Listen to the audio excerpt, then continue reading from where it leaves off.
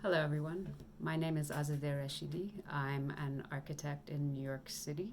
I'm 46 years old and I work at Todd Williams Billie Architects Partners, where I've been for 13 years. And that's how I know your esteemed professor. He's actually the person who hired me for my current position. Prior to joining TWBTA, I spent 6 years working for a professor of mine who whose studio I had in my last semester at architecture school at UVA. Um, and he's the person that I consider my mentor. He's had a big role in my career development and my general understanding of the practice. I also spent 3 years working between undergrad and grad. I got my undergraduate degree in architecture as well. It was a 4 year BS in architecture degree. And I, I think the time I spent working between undergrad and grad was really essential in terms of my understanding of the practice to some extent, but also in terms of giving me more confidence that I had a role to play in architecture and giving me a better sense of what I wanted to get out of grad school. So I think that was a very essential part of my uh, formative years as an architect. So, question number one: since leaving college, how have you defined success in your career path, and has that definition changed over time? I would say that that definition is constantly evolving. For me, one of the biggest priorities always has been to feel like I'm learning and that I'm growing. And every position I've held while I've felt challenged and while I felt that I'm continuing to learn something. And if I felt that I was reaching the end of what I could gain along those lines, I always made sure that I moved on to the next thing. I think that's the beauty of what we do. You never stop learning. It's our profession is always presenting new challenges, but the limiting factor is whether you're getting projects, if you're staying busy, and if the types of projects are changing enough so that you can learn new things. So, I had several years of doing residential work, and while I loved it, it just felt like there was nothing more to be learned doing it. So that was my cue that I needed to go get a different kind of experience. And I was very focused on finding a firm that did larger scale institutional projects so that I could understand what that world is about. And fortunately, at TWBTA, the types of projects we get are really varied. So, from one project to the next, you're really dealing with a completely new set of programmatic requirements and site challenges, client challenges. So, it remains very new and exciting in that way. I'm I feel like I'm constantly evolving as an architect, and that's really important to me.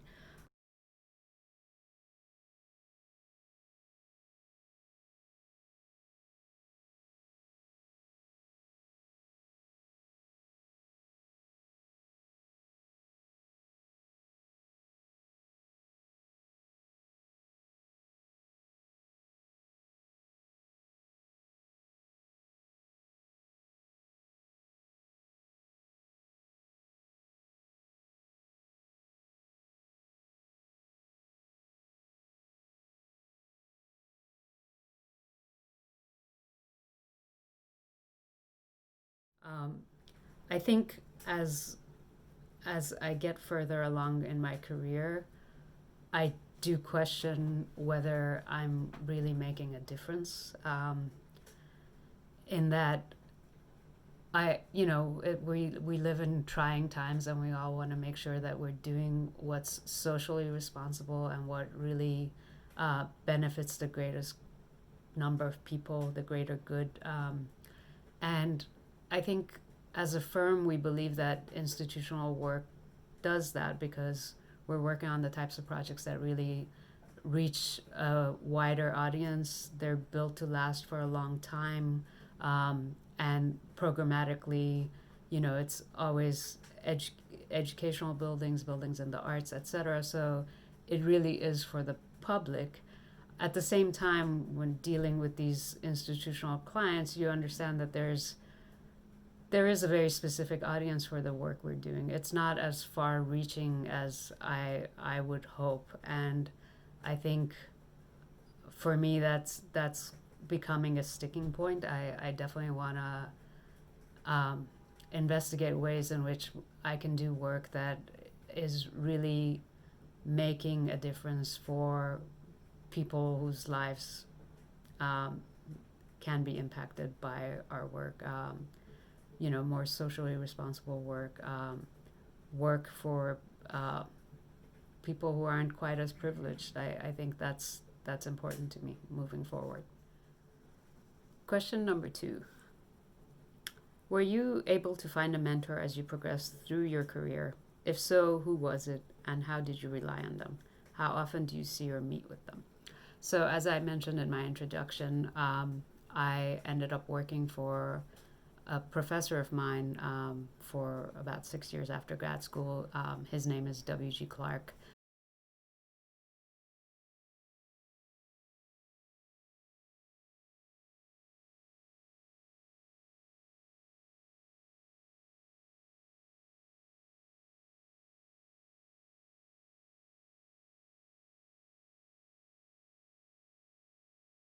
And when he offered me a position in my final semester, it it was the last thing on earth I had even contemplated, to sort of stay in Charlottesville, and to work for him was definitely not something that had ever occurred to me. Um, but I knew that it was an opportunity I couldn't pass up, because he was a brilliant architect and a wonderful teacher, someone who truly cares, not past tense. He truly cares about uh, the students. He cares about design. He cares about the work. He's the kind of professor who you would find wandering around studios at 10 in the morning, just looking at what everyone was doing, not just his own students, stopping them in the hall to talk about a project he had seen on a review, just very passionate about architecture. And I greatly admired his work to begin with. Um, I had no idea what he would be like as an employer, but I decided that it was an opportunity I couldn't pass up, and I accepted the position. At the time, he was starting a new office, so I was his only employee for the first year, and then a friend of mine joined the office as well. So we were an office of 3. What was really incredible about that experience was that it was an extension of being in studio, where you have all the delight of creating and creativity, um, but you're also learning how to be an architect, learning about the business side of it, client interaction, etc. But you're getting paid to design and have fun.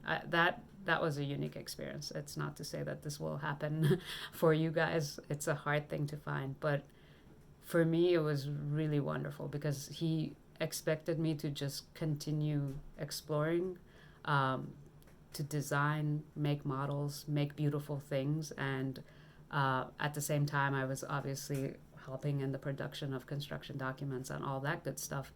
But he also just uh, continued to see his role as a teacher to me. So he shared everything he had learned along the way, through his experiences.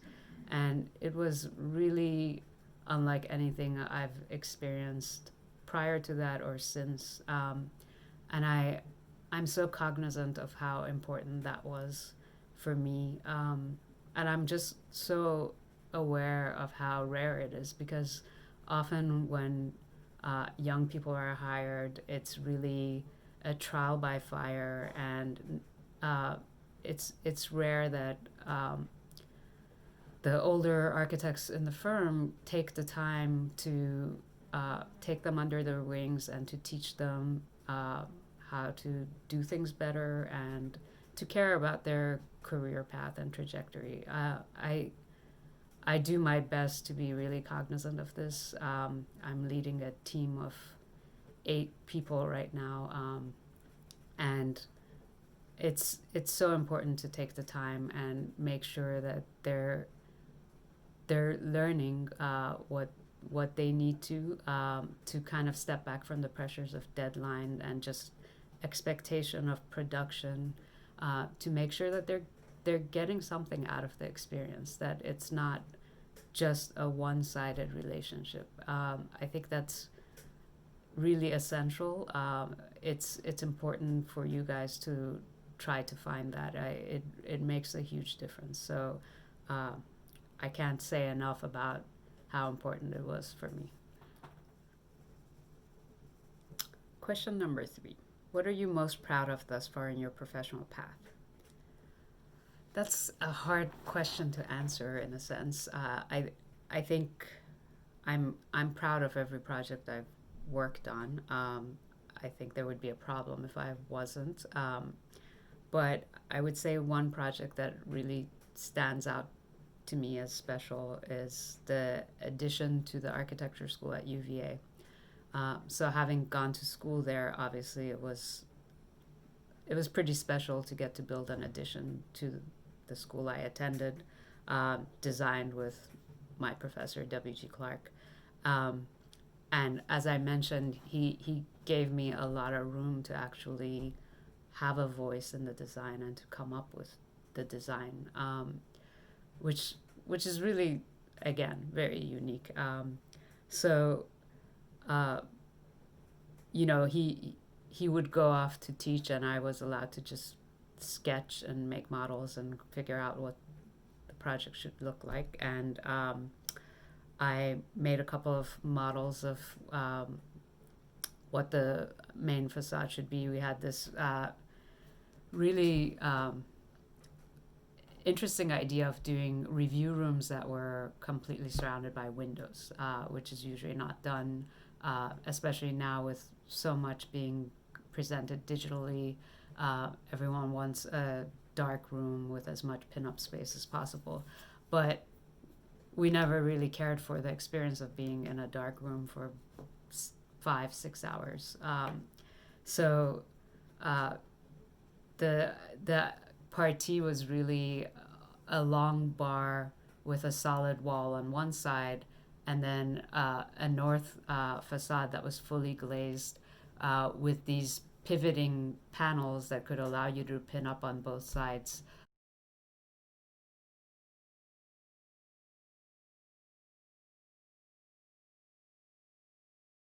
That sort of ran in a line in front of that glazing. So, we had talked about how much opening there really should be in that facade and what the nature of the facade was. And I was really interested in ideas of layering the students' work into the facade so that there would be a real registering of the fact that there's a pinup happening in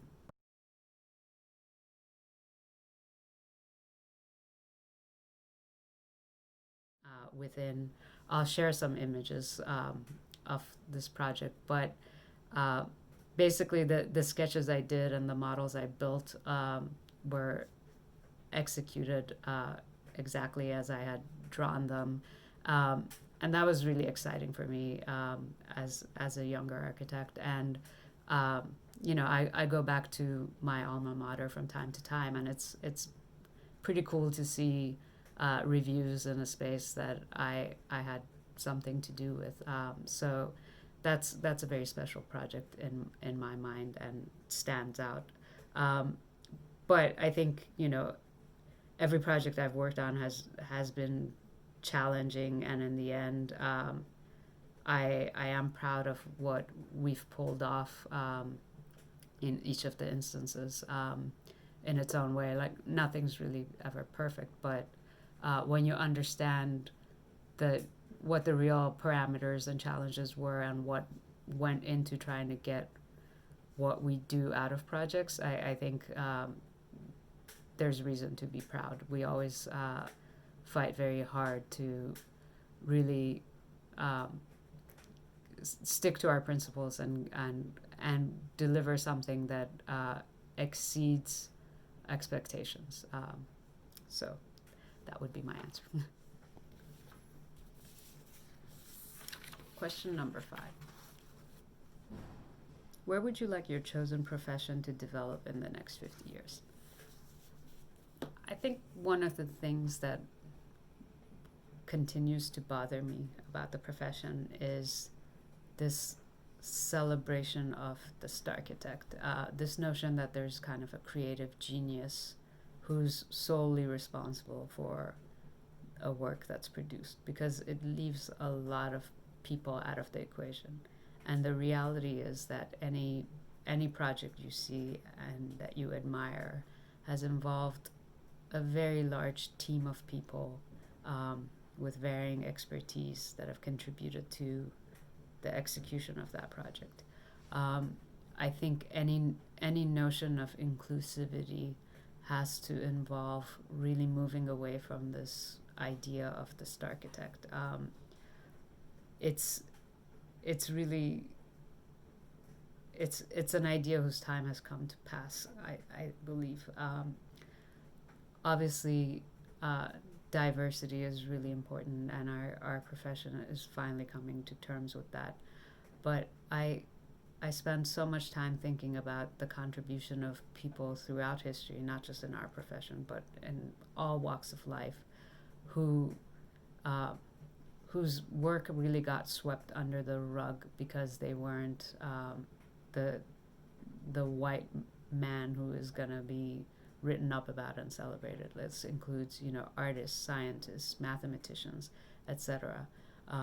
Women and people of color have contributed so much throughout history, and their stories haven't really been told, and their work hasn't really been celebrated. And I'm very happy to see that things are changing, but I think probably one of the most toxic things about our profession is this notion of the singular genius who's responsible for the great works we see. And I think it's really time to move beyond that.